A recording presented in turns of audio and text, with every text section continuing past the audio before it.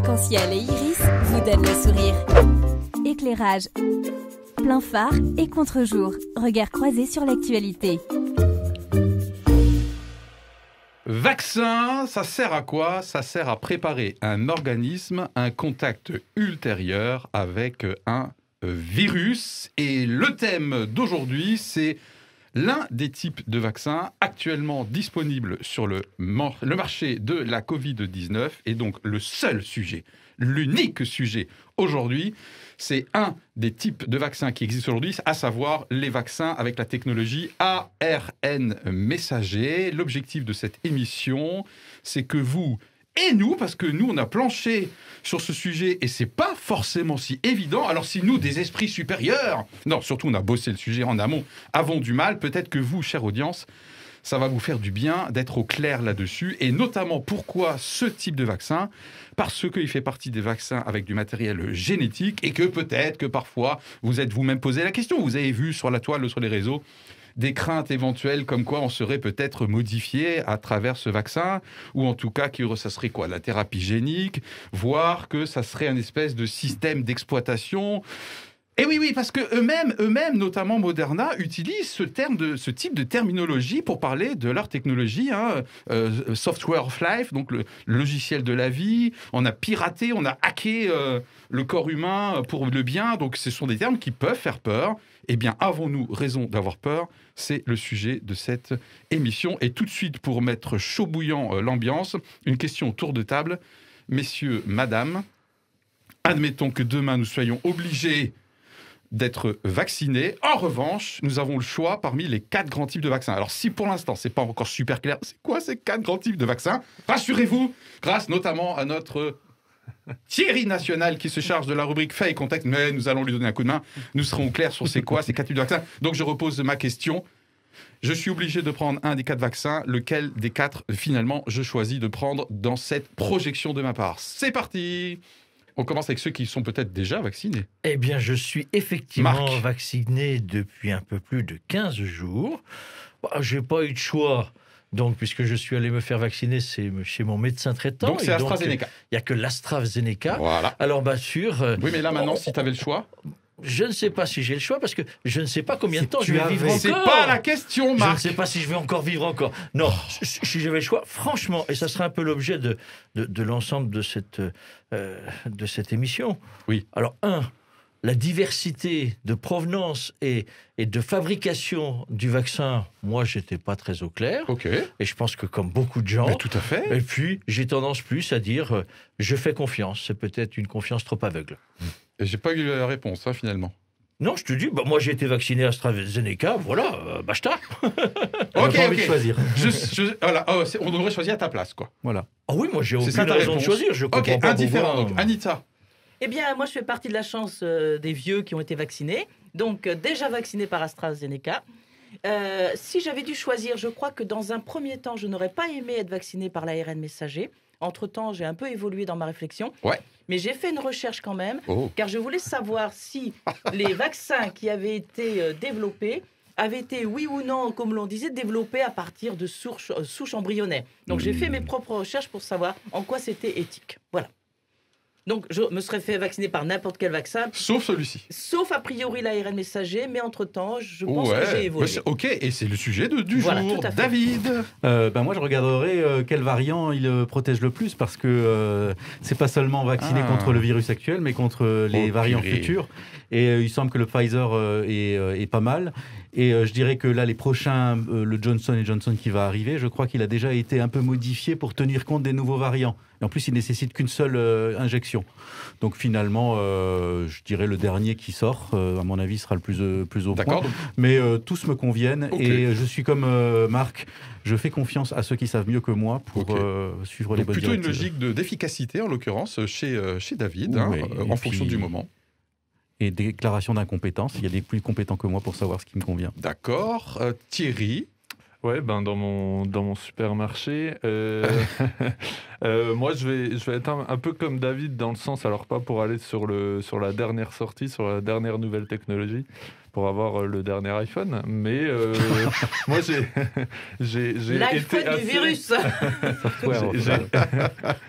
j'ai été assez séduit, alors toute proportion gardée, par ce côté de dire, en fonction du nouveau variant, mais aussi en fonction de comment est-ce que c'est fabriqué, est-ce que c'est coûteux, est-ce que c'est pas coûteux, je serais plus pour les derniers qui viennent de sortir. J'ai vraiment l'impression de parler d'une nouvelle tendance, mais plus un Pfizer par exemple. Ah oui, d'accord. Voilà. Après, c'est une quasiment totale confiance aussi dans celles et ceux qui fabriquent et qui mettent en place ces vaccins. D'accord. Et me concernant, donc, si j'étais obligé de me faire vacciner et que j'avais les 4 types de vaccins, j'éviterais les 2 vaccins à matériel génétique, donc les vaccins à ADN et les vaccins à ARN, et je préférerais avoir les vaccins à protéines recombinatoires, à savoir qui ne sont pas encore disponibles aujourd'hui, mais c'est une projection, c'est tout. On se calme. Le Novavax ou le Sanofi GSK, d'après mes notes. Voilà pour Made in ce tour de France. table. Alors, c'était pas ma motivation, parce que là, moi, je suis très à l'aise pour acheter à l'extérieur. Acheter, j'ai dit acheter. Ouais, non, Oui, ok. t'as dit acheter. Non, vraiment pas. Mais parce que, pour des raisons que je vous exposerai, parmi les vôtres, bien sûr, je serai vaccino-prudent en ce qui concerne les nouvelles technologies avec un peu de matériel génétique dedans. Voilà, on passe aux faits et contextes, et peut-être un petit gong histoire de lancer un peu le... Alors, de quoi parle-t-on quand on entend vaccin à ARN messager ? Il s'agit d'une technique de vaccination qui est utilisée actuellement, notamment par le biais des laboratoires Pfizer, BioNTech et Moderna, dans le cadre de la lutte contre l'épidémie de coronavirus. Dans ce contexte de pandémie, depuis plus d'1 an, nous assistons à une réelle course au vaccin, car oui, fin novembre 2020, plus de 237 projets de vaccins ont été recensés. À la base, un ARN messager sert à faire fonctionner nos cellules qui composent notre corps. Dans ces cellules, il y a un noyau dans lequel se trouve notre ADN, qui contient les informations nécessaires au fonctionnement de l'être humain. L'ARN messager récupère ces informations et les transmet aux cellules pour la production de protéines indispensables pour le corps, comme l'hémoglobine par exemple, après quoi il s'autodétruit. Revenons-en à nos vaccins. Dans les vaccins dits traditionnels, un infime morceau ou une version atténuée du virus est injecté pour que l'organisme s'entraîne à le combattre avant l'arrivée éventuelle du virus lui-même. Avec ce vaccin à ARN messager, c'est difficile à dire. C'est pas mal, Thierry, pour l'instant. Allez, commande. Il s'agit d'injecter dans la cellule le plan ou les informations nécessaires pour créer un bout du virus, là du coronavirus, la protéine Spike. Une fois cette protéine créée, notre corps apprend à détecter le virus et à le combattre. L'ARN messager ne vient donc pas de l'intérieur de nos cellules, mais bien de l'extérieur, car on l'injecte. Ce qui inquiète certains, c'est que cet ARN aille plus loin que la cellule, se transforme en ADN, pénètre le noyau et vienne modifier notre ADN de base, nous transforme génétiquement, entre guillemets. C'est ce qu'avance notamment le désormais célèbre professeur Perron, spécialiste des maladies infectieuses, malgré les critiques de la communauté scientifique qui est quasiment unanime sur la question de la non-modification de notre ADN. Pour continuer dans les faits, ces vaccins ARN messagers sont plus rapides à créer, donc très utiles dans une situation d'urgence sanitaire et seraient plus efficaces selon les dernières études. Ils seraient également plus pertinents contre les fameux variants car il s'agirait juste de modifier quelques propriétés. Enfin, ils sont moins coûteux car moins d'étapes de fabrication, mais très fragiles et peuvent disparaître très rapidement si la conservation n'est pas optimale. Tout cela s'inscrit dans un contexte d'urgence où des sommes importantes ont été déboursées pour trouver au plus vite des solutions pour endiguer l'épidémie. Un contexte également où débats sans fin et théories conspirationnistes fusent. Voilà pour mes faits et contextes. Waouh! Bien, merci la nuit blanche. Non, ça a été ça allait. On est dans la partie fait et contexte. Est-ce qu'il y a d'autres choses à rajouter au tableau bien complet et bien documenté de Thierry? Merci Thierry. Peut-être rappeler que ces vaccins ARN sont une nouveauté pour l'humain, mais qu'en fait, ils étaient déjà utilisés, cette technique était déjà utilisée pour des vaccins pour les animaux, dans le milieu vétérinaire. Ça fait 20 ans, en gros, voilà, si j'ai bien compris, qu'on connaît ce type de technologie. Voilà, donc rappelez ça. C'est bien. C'est vrai que ce qui est nouveau, c'est l'usage pour l'humain, et c'est l'usage aussi massif dans le cadre de l'urgence. Ça, par contre, du coup, ça paraît nouveau, mais les scientifiques dessus, eux, ils disent, nous, on connaît, on travaille là-dessus depuis 20 ans déjà, quoi. Ouais. David Après, je pense qu'il faut quand même se souvenir qu'un virus, c'est quelque chose qui lui-même pirate notre mécanique cellulaire et injecte son ADN, un petit bout d'ADN, puisque c'est pas un organisme très compliqué. Enfin, il n'est pas autonome, il ne peut pas se reproduire tout seul, donc il a besoin de la machinerie cellulaire pour se reproduire, et qui apporte des choses. Donc à chaque fois qu'on peut avoir une crainte sur ce qu'un virus peut faire sur nos cellules en matière de modification génétique, si on a ces craintes-là, on est tout à fait justifié d'avoir les mêmes craintes pour les virus que l'on essaie de combattre. Il faut quand même se souvenir de ça. Par exemple, le fait que notre ADN soit modifié par du matériel génétique étranger, c'est justement, par exemple, ce que le VIH, là, qui provoque le sida, fait.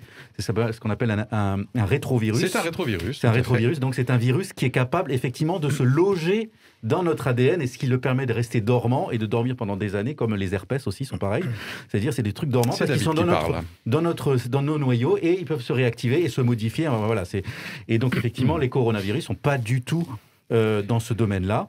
C'est aussi des virus à ARN, c'est-à-dire qu'en fait, ils amènent la photocopie de ce qu'ils veulent faire fabriquer par notre cellule. La cellule le fabrique, et c'est ça qu'il faut quand même se souvenir, c'est que la cellule qui fabrique un virus, quand le virus est entré, elle le fabrique à des millions d'exemplaires, et elle se tue à la tâche.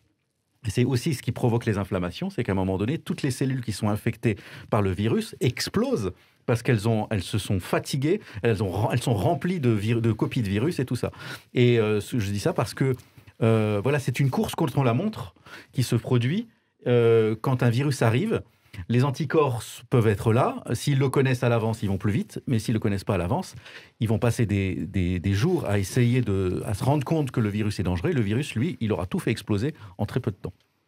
D'autres compléments, Marc ? Moi, j'en ai encore. J'ajouterais juste... parce que je trouve ça intéressant dans la découverte que j'en ai faite, c'est que effectivement, il y a aujourd'hui 4 grandes catégories possibles de vaccins. Ouais, c'est ce que je m'apprêtais à vérifier. Les plus anciens, super. C'est Pasteur, c'est un vaccin qui finalement inocule le virus lui-même pour protéger l'organisme. Soit atténué, soit inactivé, tu y faisais référence. Voilà, ça c'était le premier. Le deuxième, ancien, toujours avec une injection d'un virus en tant que tel, mais différent, c'est les vaccins à vecteur viral. Et puis, 2 nouveautés sur le champ de la recherche, les vaccins à protéines. Recombinantes, ouais. Donc là, on crée des protéines du virus lui-même. Alors là, je ne suis pas scientifique, donc je ne comprends pas tout, mais c'est une bonne image pour ça. Troisième catégorie, et puis celui dont on parle et qui est au cœur de notre débat aujourd'hui, donc le vaccin à matériel génétique. Donc on voit que pour contrer une propagation pandémique, aujourd'hui, il y a plusieurs choix, plusieurs possibilités scientifiques pour créer du vaccin. Oui, si j'ai bien compris, avant que je laisse l'image apparemment de David, il y a 2 parmi les catégories vaccins à matériel génétique, c'est-à-dire il y a ceux à vecteur viral, à ADN, qu'on appelle le Johnson & Johnson, AstraZeneca et le Sputnik russe. Oui. Ça, c'est une catégorie à ADN, donc avec vecteur viral. Et donc, c'est un matériel génétique. Alors, peut-être tu donnes la tête parce que j'ai dit que je m'étais trompé. Hein. Oui. Et nous avons les vaccins Moderna et Pfizer, BioNTech, qui eux sont aussi un matériel génétique, mais avec ARN messager, qui est le sujet de notre thématique du jour. David ? Bon, déjà, tous les virus sont à matériel génétique, puisqu'en fait, ils ont un matériel génétique qui va provoquer une photocopie de quelque chose pour entraîner le système immunitaire de notre corps. Le seul qui n'est pas à matériel génétique, ce sont effectivement les les vaccins à protéines recombinantes, puisque là, Novavax ou Sanofi, parce que qu'est-ce qu'on veut fabriquer? Tu avais une image pour celui-ci? Oui, en fait, c'est pour ce que ça représente. Alors, là, ce qu'on fait fabriquer. En fait, les cellules, toutes les cellules du corps ont des récepteurs. Ces récepteurs sont en fait des badges. Enfin, ils reconnaissent des badges qui leur disent relance, augmente la tension artérielle, fais ceci, fais cela. Donc, il y a toute une messagerie, comme des boîtes mail, en fait, que toutes les cellules ont pour communiquer.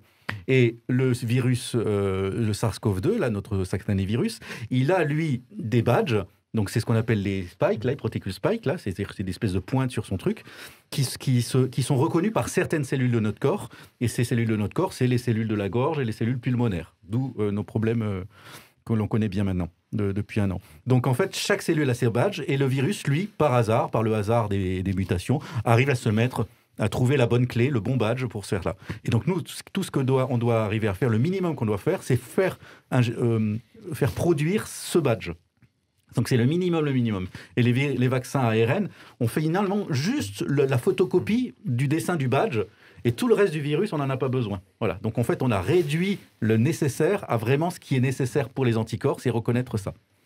Ok, dans les faits et contextes, à noter également que si j'ai bien compris, l'ARN messager, donc l'une des 4 techniques de vaccination, utilise un vecteur pour emmener ce message génétique, et donc c'est là où il y a aussi des théories du complot. Ce sont des vecteurs, des nanoparticules du type lipidique, si j'ai bien compris. Ok. Et donc on est dans le domaine de la nanomédecine, mais ça pour moi je le réserverai pour un petit peu plus tard, et c'est là-dessus où j'ai quelques réserves, bien sûr, et avec aussi quelques arrière-plans en tant que croyant.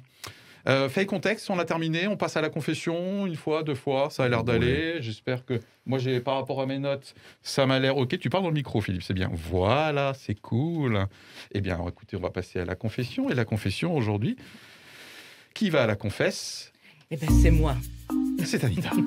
Éclairage, plein phare et contre-jour. Regard croisé sur l'actualité. La confession. Waouh! Je dois le confesser, la question de la vaccination contre la Covid, notamment les débats sur le vaccin ARN messager, me fatigue. Ne trouvez-vous mince pas... alors, le thème aujourd'hui t'a gonflé alors. Je n'ai pas dit ça, je dis ça me fatigue. Et là, ça fait du temps pris sur mon temps de confession. Ouais, donc je te rajoute ça avec seconde. Voilà, ne trouvez-vous donc pas que la situation soit déjà suffisamment compliquée? On a un Covid, ou plutôt une Covid qui chamboule nos modes de vie, nos économies, la santé d'un grand nombre, voire prend la vie même de certaines personnes.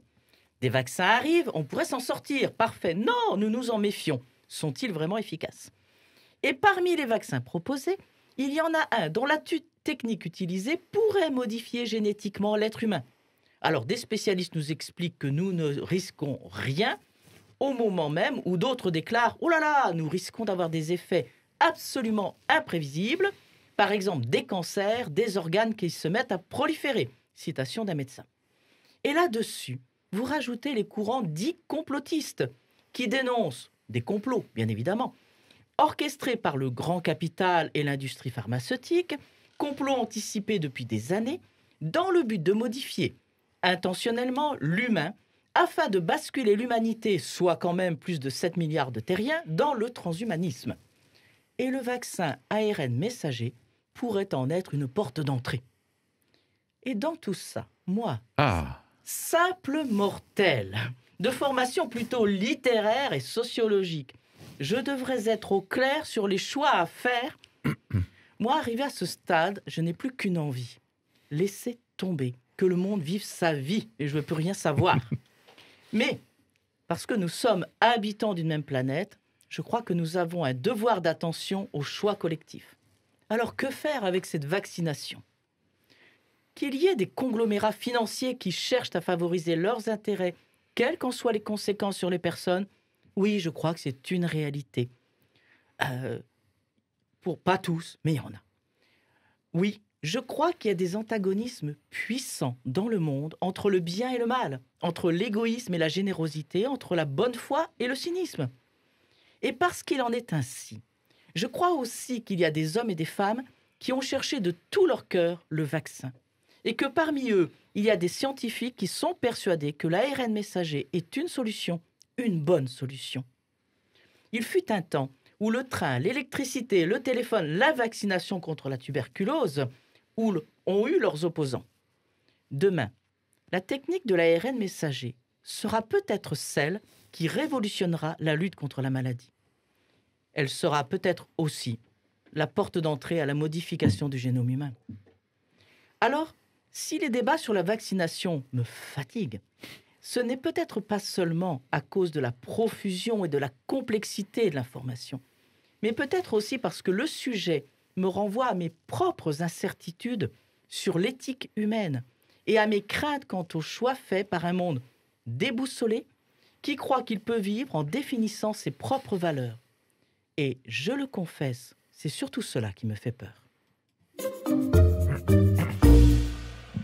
Merci, c'était Anita. De toute façon, vous l'avez reconnue, c'est la seule voix féminine de l'équipe, je crois. Je pense que bientôt on va faire du transgenre. Ouais. Attention. Bon.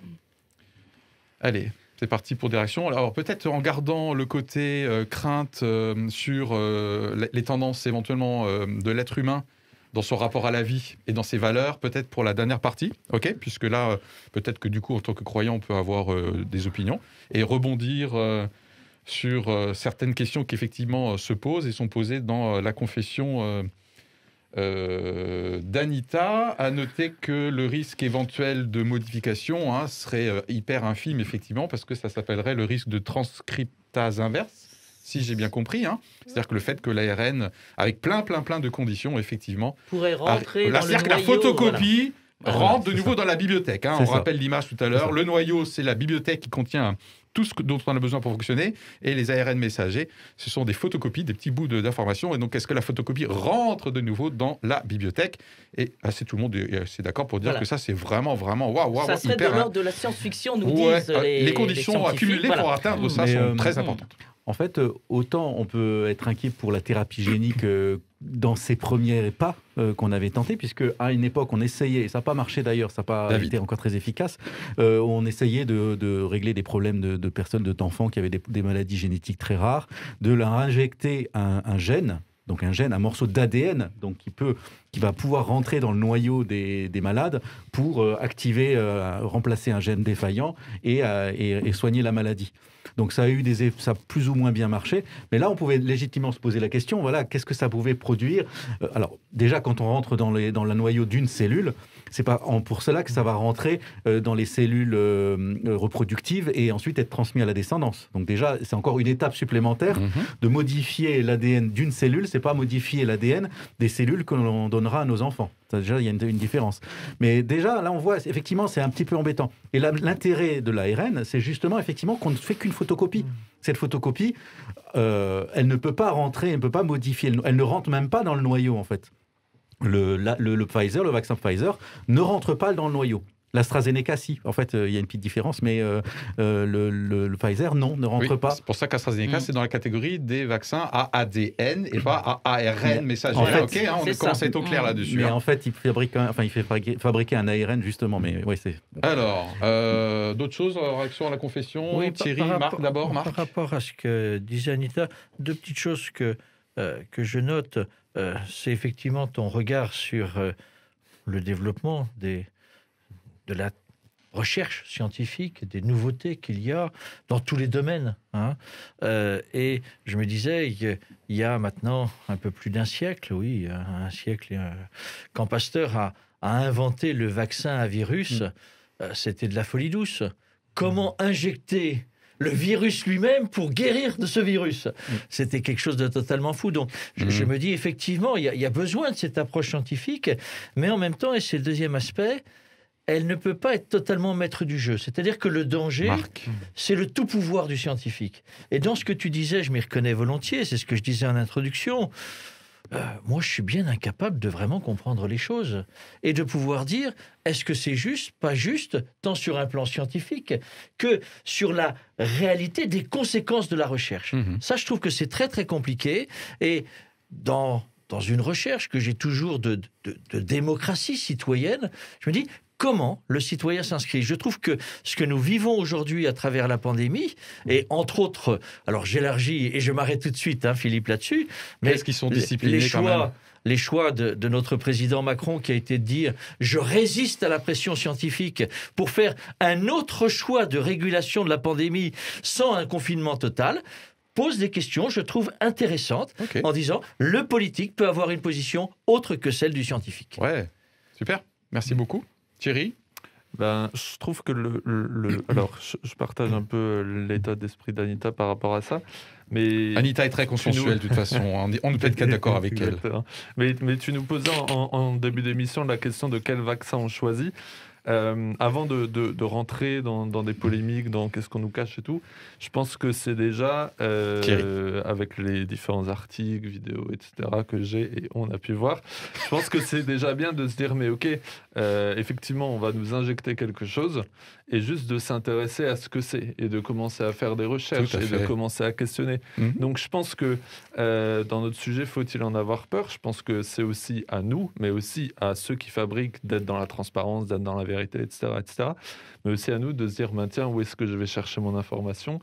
À qui est-ce que je vais parler ? Est-ce que je vais aussi me laisser entraîner effectivement comme c'est la vérité ou c'est le vaccin ultime ? Ben non, est-ce que je ne vais pas plutôt faire un travail alors beaucoup plus poussé que ce que notre infime travail qu'on a fait, mais juste de se dire, tiens, je vais un peu me renseigner sur ce qui est disponible sur le marché. Je rappelle une règle d'or qui est valable, je pense, pour toutes nos émissions. Dès lors que peut-être moi-même j'aurai un biais, c'est-à-dire j'aurai tendance à lire des articles qui me confortent, et je reconnais que moi-même j'ai ce biais qui est puissant. Ok, je vous ai déjà dit que je n'aime pas lire Libération, par exemple. Voilà. Donc, si à un moment donné, je veux faire preuve de rigueur intellectuelle, de bonne foi, de ne pas être ridicule demain dans la façon de défendre mes propositions, c'est un bon effort pour nous et pour notre audience d'aller sur des sites et sur des sources que, naturellement, j'aurais tendance à zapper, que j'aurais tendance à critiquer. C'est une bonne façon de me prendre à contre-pied, ok, et de vérifier mon honnêteté intellectuelle. Je vais tout de suite vous dire, quand j'ai lancé le sujet, j'étais très sceptique sur les messagers. Aujourd'hui, je suis quasiment hyper rassuré, juste pour vous dire, malgré mon choix de tour de table initial. D'accord ? Donc moi-même, ça m'a servi à quelque chose, ce contre-pied médiatique-là. Je voudrais revenir sur justement ton choix initial. David aussi, et puis après, excuse-moi David. Tu nous as demandé, est-ce qu'il y a un choix si on avait un choix à faire, lequel choix on ferait ? Oui.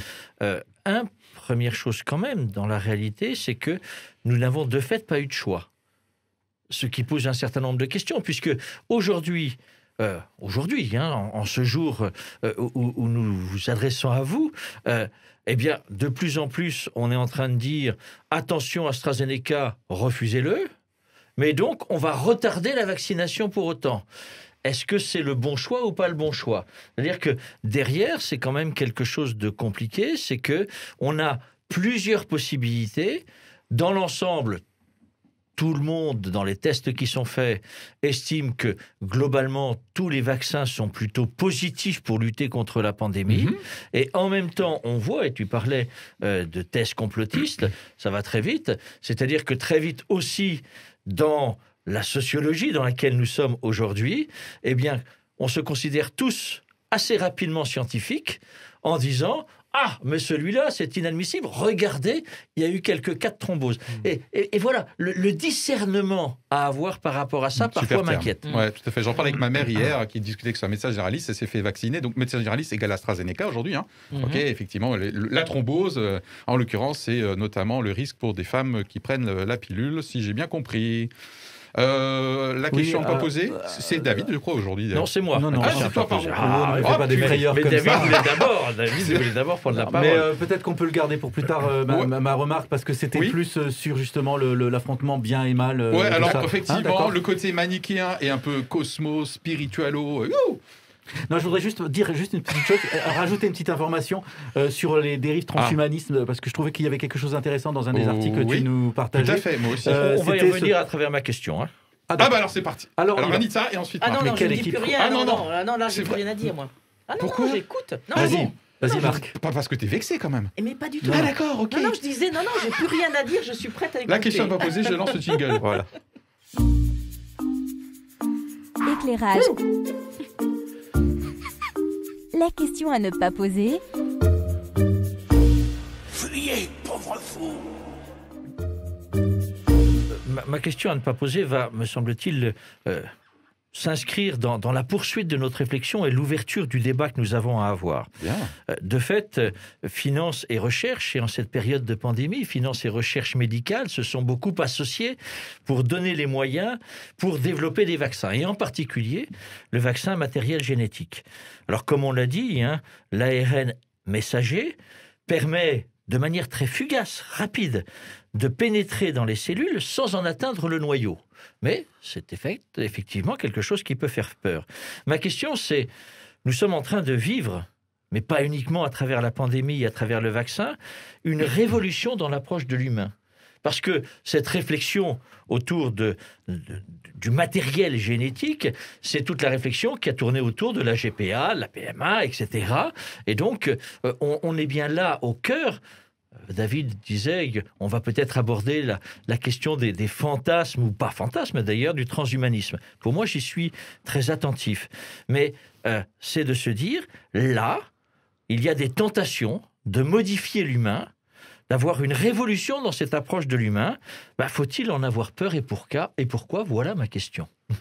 Donc, faut-il avoir peur de la tentation de modifier l'humain? C'est ça? Voilà, parce que tout à l'heure, j'aurais besoin sur YouTube de mettre un titre. Donc, faut-il avoir peur de la tentation de modifier l'être humain? Voilà, de l'approche de l'humain par une recherche du traitement génétique. C'est un peu ça la question qui est posée. Okay. Et derrière, avec, on va le voir très certainement, le fait qu'il y a des apports qui peuvent transformer radicalement la manière d'être humain, entre guillemets. Et c'est la tentation du transhumanisme. Très bien. Alors, rapide retour sur la question à ne pas poser. Mais en fait, alors ma réflexion est un petit peu décalée, mais on peut soit modifier l'humain, c'est-à-dire essayer de modifier son ADN et ensuite qu'il exprime les choses et tout ça. Et ça, on va dire que c'est vraiment dans la ligne droite du transhumanisme. Et puis, il y a un autre truc qui n'est pas vraiment du transhumanisme. Moi, c'est l'hypertechnicité.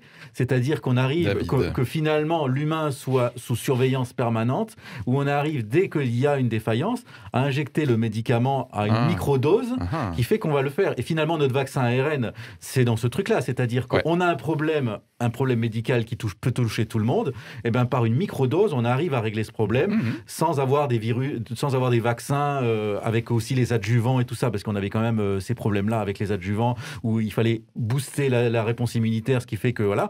Donc là, on a des trucs où on règle le problème, mais vraiment le plus finement. Et là, on va dire que la microtechnologie, la nanotechnologie pour envelopper les choses et la microgénétique, enfin, je ne sais pas comment il faut l'appeler, qui permet de modifier les bouts d'ARN, fait qu'on arrive maintenant à avoir des solutions qui fait qu'on n'a plus besoin de modifier les gènes pour régler les problèmes. Ok.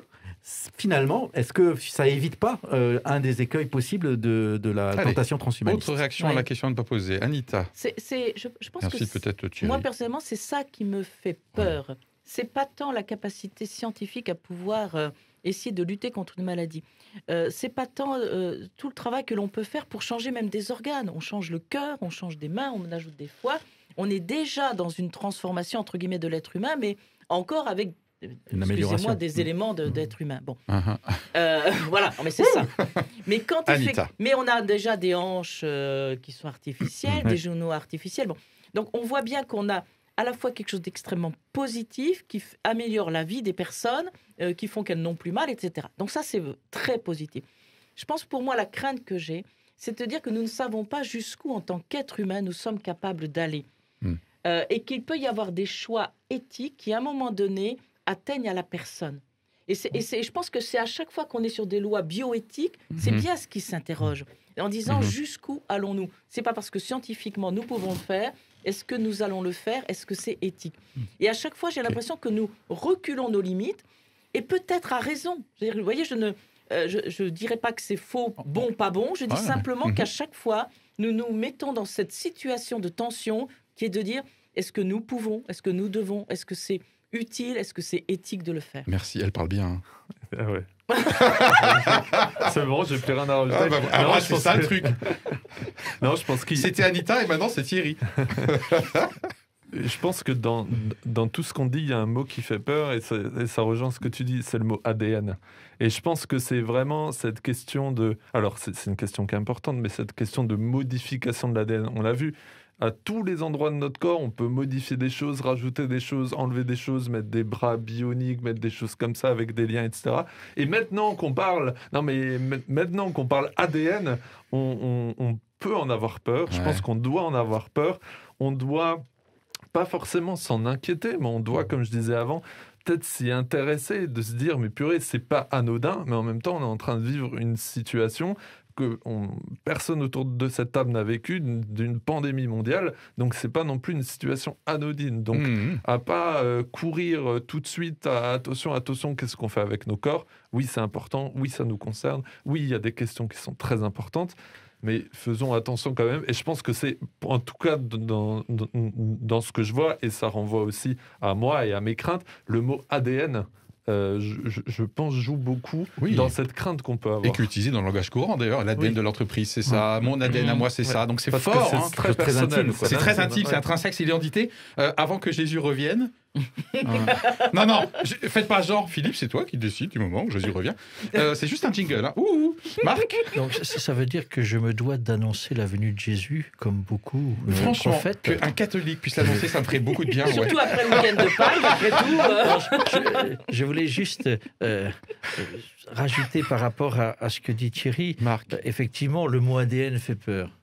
Souvenons-nous, il y a 70 ans derrière, le mot atome et toutes les conséquences des recherches autour de l'atome, avec toutes les catastrophes que ça a provoquées quand même, mais aussi avec toutes les améliorations formidables au niveau de nos vies quotidiennes. Oui, on est sans doute dans cette approche-là, et je le rapproche avec ce que disait Anita, et je trouve que vraiment c'est très important ce que tu as dit, c'est qu'il faut qu'il y ait des régulations qui ne soient pas du pouvoir des scientifiques. Les scientifiques vont rentrer dans la réflexion, dans l'échange, mais il se doit d'y avoir des régulations, des lois, qu'on appelle lois bioéthiques, pour dire, attention, il y a des seuils à ne pas dépasser. Vous, scientifiques, vous pouvez continuer, mais derrière, c'est jusqu'où on continue, et surtout, quelle application va être mise en place suite à la recherche scientifique que vous faites, parce qu'il y a peut-être des choses qui ne sont pas souhaitables pour l'avenir de notre société. Jésus revient dans un instant, mais après David.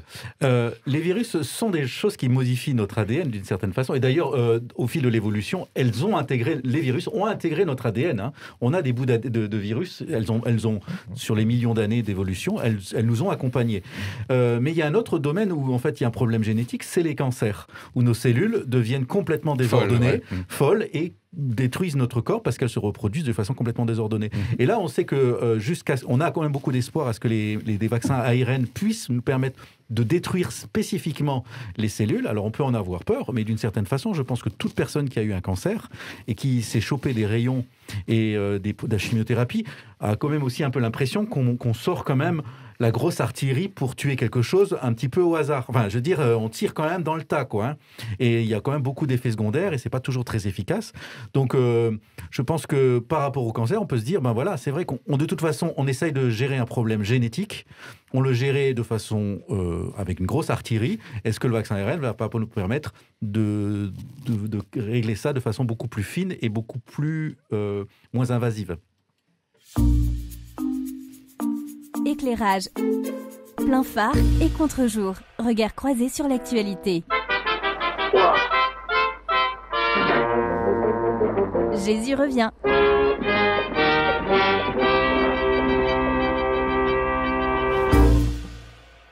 En tant que croyant, du coup, est-ce qu'on peut avoir une opinion, un cadre peut-être de référence, ou des craintes spécifiques, ou des confiances aussi spécifiques? Nous avons déjà évoqué, enfin plus qu'évoqué, dit que jusqu'où le génie de l'être humain peut aller si il est laissé à son propre génie, s'il n'est pas suffisamment peut-être régulé, notamment par le politique, c'est ce qu'on vient de dire.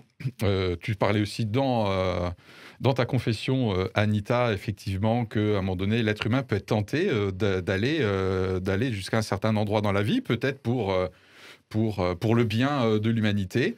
Voilà, moi, en tant que croyant, mon premier réflexe, c'est... en fait, moi, le génie humain me fait peur. Je vais tout de suite vous dire. À la fois, il me captive vraiment, parce que je pense que nous avons été créés comme étant super, super magnifiques. Voilà. Mais nous sommes... C'est toujours le chrétien qui parle. Là, pour l'instant, c'est la partie. Nous sommes, pour moi, avec un être qui est après la chute. Et du coup, il y a un côté obscur chez l'être humain. Et celui-ci, je pense qu'il ne va pas en s'améliorant. Et du coup, c'est cette part obscure qui me fait peur, et avec toujours la tentation du Jardin d'Éden, vous serez comme des dieux. Donc nous sommes globalement un monde sans Dieu, et c'est bien, enfin, c'est bien au sens que chacun a la liberté, bien sûr, de croire ou de ne pas croire. Ouais, bravo pour la punchline, David. Voilà, donc ça, c'est vraiment ma crainte. C'est une vision, en fait, spirituelle de l'histoire avec un grand H, et de jusqu'où l'être humain veut aller pour manipuler le vivant, à la place, entre guillemets, de Dieu. Voilà, ça, c'est ma crainte en tant que chrétien, et je crois aussi que l'être humain ne va pas aller dans le bon sens à ce niveau-là. Ça, c'est ma lecture eschatologique. Oui. Eschatologique, vous regardez sur Internet. Il ne nous reste pas beaucoup de temps, 5 minutes en tout. Oui. Allez, moi, je veux bien tout de suite. Yes. Moi, je veux bien tout de suite. J'avais envie, par rapport à cette réflexion-là, de se dire, mais la place de Jésus et la place du miracle. C'est-à-dire que ce qui a fait la force et une conversion de beaucoup de gens à l'époque de Jésus, c'est le miracle. C'est-à-dire sauver de la détresse pour laisser pleinement place à la vie. C'est ça la réalité. Et je me dis, dans le débat qui est le nôtre aujourd'hui, il y a quand même de se dire, laissons place à la vie. Alors, ça ne veut pas dire, dans une société qui aurait tendance à nier la mort aujourd'hui, qu'il ne faut pas prendre en compte la réalité de la mort. On vient de le vivre avec Pâques. Il faut passer par la mort, d'une certaine manière, pour vivre. Et si on voyait sur le plan de développement scientifique, on serait dans des réalités. Nos cellules, elles meurent. Mais elles continuent à renaître, entre guillemets. Donc, on est dans cette réalité-là. Donc, je me dis, oui, il faut lutter contre ce qui ravage la souffrance et la mort en tant que telle, et en cela, le développement et la recherche des virus est quelque chose, à mon avis, de très positif en tant que tel, parce que derrière, c'est laisser pleinement place à la vie. Ouais, ok, merci. On a le temps que de faire un petit tour, Anita. Alors, je pense que moi, ça me renvoie à la mission première qui a été donnée à l'être humain par Dieu au moment de la création, qui était effectivement de gérer la terre, de se développer, et le premier travail confié à Adam et Ève a été de faire passer devant les yeux d'Adam et Ève les animaux, afin qu'ils puissent leur donner un nom. Et là-dessus, moi, je vois là le début de l'observation scientifique et de l'intervention qui est attendue de Dieu, de l'être humain sur la Terre. Donc je pense que nous faisons face à notre responsabilité quand nous avons une maladie, que nous essayons de trouver des solutions. Je rejoins en ça quand même les craintes, j'ai toujours les craintes éthiques, mais je pense que ça fait partie de notre responsabilité. C'est bien, merci.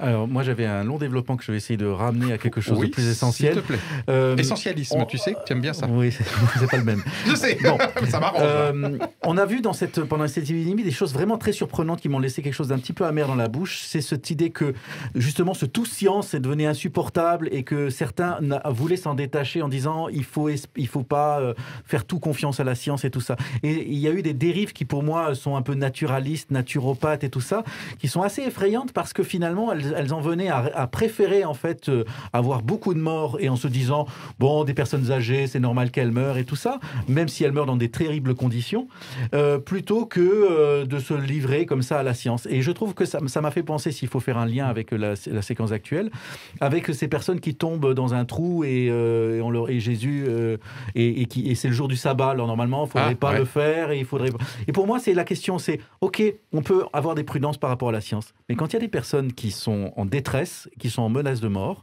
est-ce que nos principes, est-ce que les interdits sont plus importants que la personne qui est juste devant nos yeux? Merci David. Thierry? Je pense que ça, comment dire, moi, les deux mots qui me viennent, c'est science et foi. Et on essaye souvent bien sûr, d'opposer les deux, et ça sera le sujet de je ne sais pas combien de dizaines d'émissions. Ah, je croyais que tu allais annoncer le prochain thème. Non. Je vous rappelle que vous pouvez suggérer des thèmes.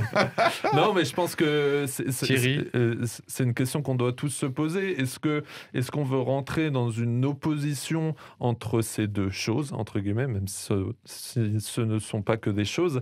Et derrière ce que tu disais aussi, Philippe, c'est la question de l'humain.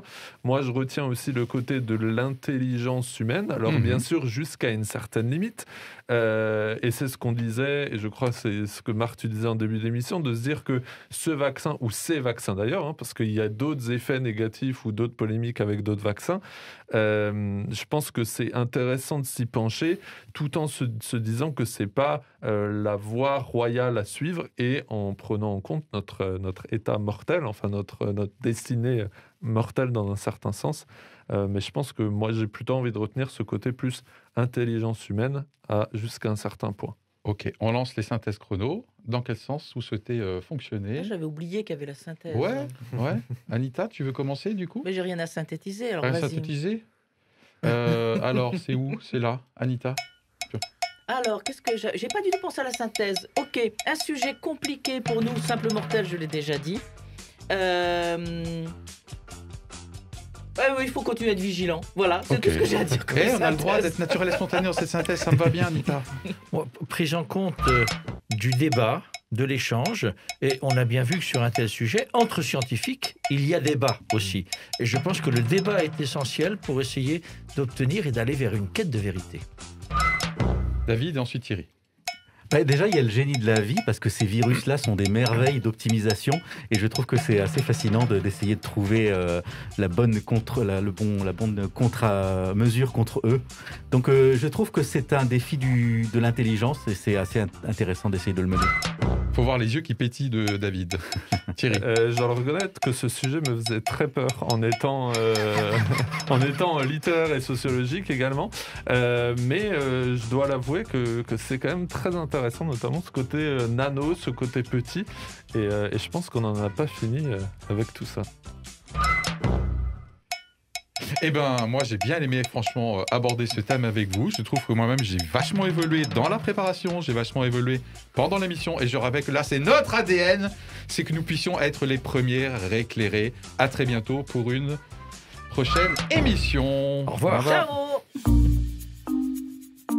Éclairage, plein phare et contre-jour. Regard croisé sur l'actualité.